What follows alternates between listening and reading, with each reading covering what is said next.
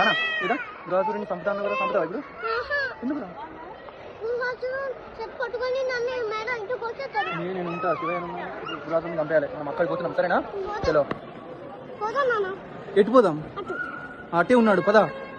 చలో చంపేద్దాం. రారా నా కొడుకాను, చంపేస్తాను. నడుచుకుంటురా, పరిగెత్తు. Run run run run. పోతున్నా.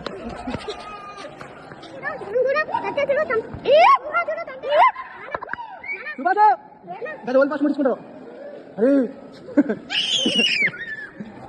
ఏది చిక్కమ్మ, ఏది చిక్కమ్మ? లేదు.